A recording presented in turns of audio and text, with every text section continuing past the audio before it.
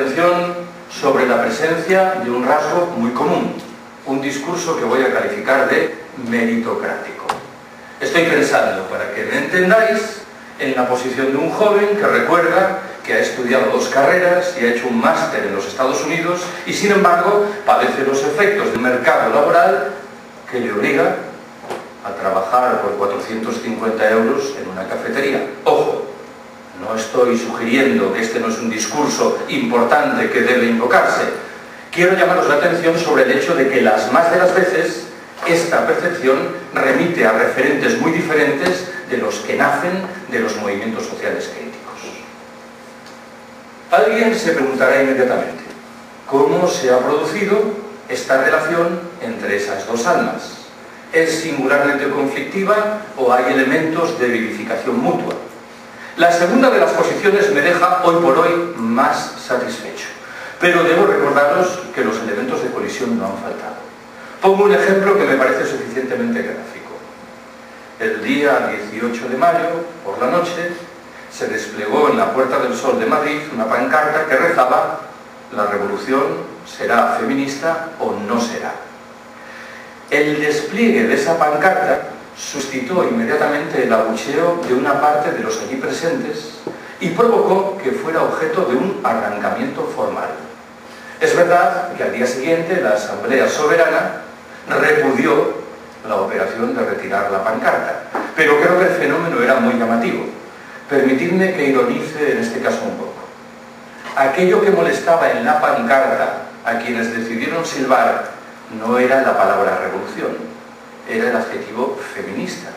Al parecer entendían que el feminismo era un discurso parcial, caprichoso y prescindible, que dividía lo que debía ser un acervo común. No preciso subrayar que en la percepción de los movimientos sociales críticos esa actitud era una aberración difícilmente sobrellevable. Me interesa llamaros la atención, en fin, sobre esto, ante el hecho de que en último término estas dos almas que acabo de mencionar defienden proyectos estructuralmente diferentes. La primera de las almas fundamentalmente atiende al propósito de generar espacios de autonomía autogestionados y confía muy poco en la operación encaminada a convencer a nuestros gobernantes de que deben modificar las reglas del juego. La segunda de las almas, en cambio, la de los jóvenes indignados, atiende más bien a un propósito de reforma objetiva del sistema que pasaría por los cauces habituales perfilados por la Constitución, los partidos, las instituciones. Tercera apreciación que quiero haceros. ¿Por qué, a mi entender, el movimiento del 15 de mayo ha tenido un eco tan notable en España durante estas semanas? ¿Por qué, y perfilo más la pregunta, ha provocado tanto temor en lo que voy a llamar las gentes de orden? Podría aducir argumentos de relieve menor, como el que recuerda que el crecimiento espectacular del movimiento a buen seguro provocaba cierta inquietud. Podría recordar una vez más el peso simbólico de la revuelta árabe, pero me temo que la explicación principal, al fin y al cabo, es otra bien diferente. El movimiento ha engarzado perfectamente con opiniones extremadamente comunes en la sociedad española. Lo digo de otra manera.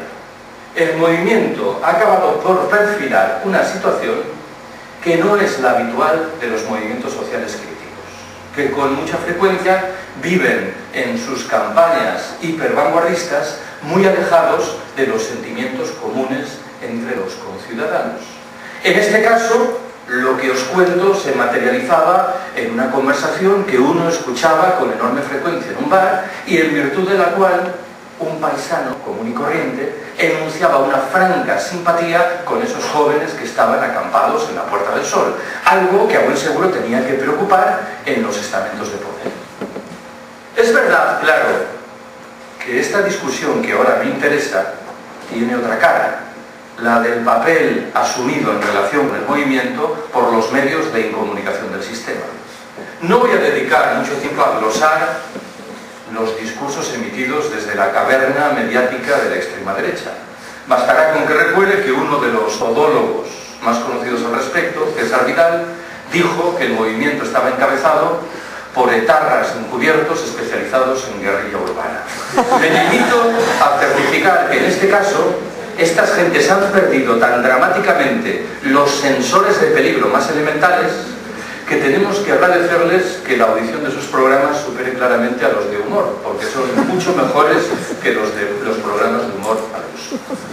Me interesa más prestar atención a la actitud que han asumido en relación con el movimiento, lo que voy a llamar, con cierto retintín, los medios de comunicación progresistas, la televisión pública estatal o diarios como Público y El País. Aunque a buen seguro que en esas ondas o en esas páginas se han expresado opiniones muy diferentes, el tono general del discurso es un tono de simpatía con los jóvenes indignados que pretende subrayar una y otra vez su carácter extremadamente civilizado, su respeto puntilloso de las reglas del juego. Lo digo de otra manera, que pretende restar cualquier contenido de eventual contestación radical a lo que nace del movimiento del 15 de mayo.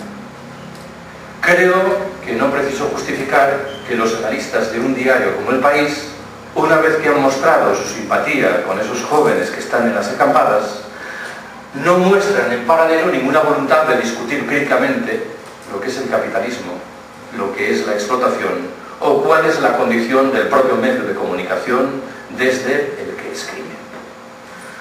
Cuarta y última observación que quiero haceros. ¿Cuál es el futuro del movimiento del 15 de mayo? La impresión general es que, por fortuna, las acampadas se van a levantar. ¿Por qué he puesto de por medio eso de por fortuna? Porque a mi entender existía un riesgo muy grave de que empezasen a pudrirse y se llevasen el movimiento como tal. En este caso, tengo que subrayar que hay afortunadamente un mecanismo de salvación y de rescate, el que configuran esas asambleas de barrio que se han ido organizando en las más diversas ciudades. El éxito de esas asambleas en el caso de Madrid es inevaluable. La presencia masiva de ciudadanos implica que hay una franca voluntad de seguir. Debo agregar que este proceso general de descentralización del movimiento, a mi entender, tiene alguna virtud paralela. Reduce, por un lado, el riesgo de burocratización y, por el otro, rebaja también la posibilidad de absorción del movimiento desde agentes externos. Es verdad, por decirlo todo, que el momento del año en el que nos encontramos no parece el mejor. El verano está ahí a la vuelta de la esquina y parece razonable intuir que en el verano las iniciativas de contestación se diluyen un tanto. Mi impresión es que lo más inteligente es que el movimiento mantuviese cierta presencia, pero en cierto sentido se autohibernase, con el propósito expreso de volver con mucha fortaleza en septiembre o en octubre. Si el gobierno español nos obsequiase con una convocatoria de elecciones generales en el otoño, sería perfecto en lo que respecta a la posibilidad de relanzar el movimiento. Agrego una observación más en este mismo sentido. Aunque al principio subrayé, lo recordaréis, que el movimiento está configurado fundamentalmente por universitarios o por gentes que han dejado la universidad hace poco, en las universidades apenas se ha percibido la movilización. ¿Por qué? Porque es la etapa más dura de exámenes, con lo cual cabe augurar que si el movimiento recupera su vitalidad en el otoño, tendremos una sobrepresencia de las universidades que probablemente le otorgará un aliento aún mayor. Hace unos días me lancé a la tarea de especular con varios horizontes posibles de desarrollo de los acontecimientos. Intento resumir sin más la argumentación que expresé entonces. Primero de sus horizontes, que el movimiento acabe por diluirse en la nada. Es una posibilidad que siempre está ahí, aunque no me parece el horizonte más probable. Lo he dicho hace unos minutos. Creo que si hay algo que se palpa con claridad es la idea de que la mayoría de las gentes que están en asambleas, manifestaciones y acampadas muestran una franca vocación de permanecer. Consideran que esto no puede ser flor de un día. Segunda posibilidad. El hecho de que el movimiento acabe por convertirse en una fuerza política, en un partido, o en su defecto de que se divida de tal manera que algunos de sus segmentos acaben controlados por un partido. Me limito de nuevo a expresar la convicción de que este horizonte disfruta de apoyos muy escasos. Se ha dicho muy a menudo que el movimiento es apolítico. Yo preferiría señalar que es fundamentalmente apartidario. Esto es, aunque sus críticas se vuelcan fundamentalmente en los dos grandes partidos de ámbito estatal, creo que es fácil identificar cierto recelo hacia los mecanismos de la democracia representativa, cierta voluntad de defender fórmulas de democracia directa, algo que tiene mucho que ver, por cierto, con el discurso de esos movimientos sociales críticos a los que antes me referí. En cualquier caso, la perspectiva de divisiones y escisiones está ahí. Tercer horizonte imaginable, el que sugiere que el movimiento podría dar pie a una suerte de desobediencia civil, más bien anómica, no expresada de la mano de un esquema común fuerte, que reflejaría cierto avance en términos de la contestación de muchas de las políticas oficiales, pero que no daría pie a algo fundamentalmente diferente, estructuralmente diferente de lo que hoy tenemos. Si tengo que decirlo de otra manera, esto sería la consecuencia lógica, inercial, de lo que hay hasta el momento presente. El cuarto y último horizonte es el mío. A mí me gustaría que el movimiento sirviese para gestar una red de autogestión y de asambleas, que en todos los ámbitos de la vida española, en las plazas públicas, en los barrios, en las fábricas, apostase con claridad por un discurso de contestación del capitalismo que fuera al mismo tiempo antipatriarcal, antiproductivista e internacionalista. No os asustéis. Ya sé que la enunciación de adjetivos fuertes como estos puede provocar cierto rechazo espontáneo. Mi impresión es que si algo está cambiando con radicalidad en España, ese algo se vincula estrictamente con la propuesta que acabo de deciros.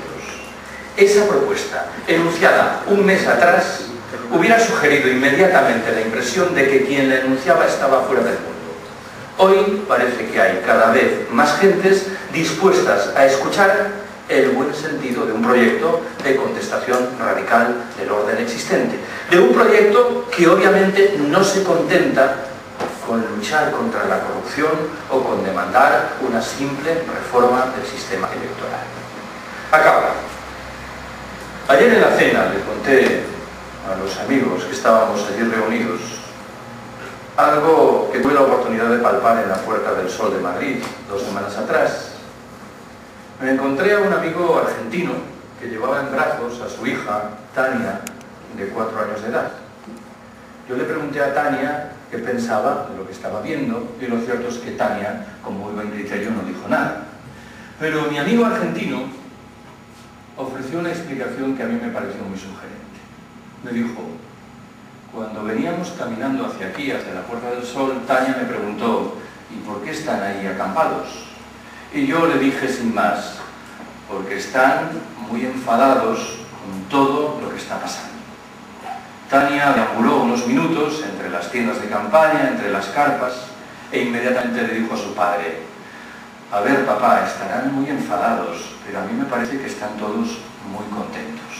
Yo creo que este es un fiel reflejo de lo que quiero transmitiros. Sean cuales sean los problemas del movimiento 15 de mayo, que no faltan, estamos hoy infinitamente mejor de lo que lo estábamos hace 3 semanas. Y esto, veamos las cosas como las veamos, no es poco. Gracias por haberme escuchado.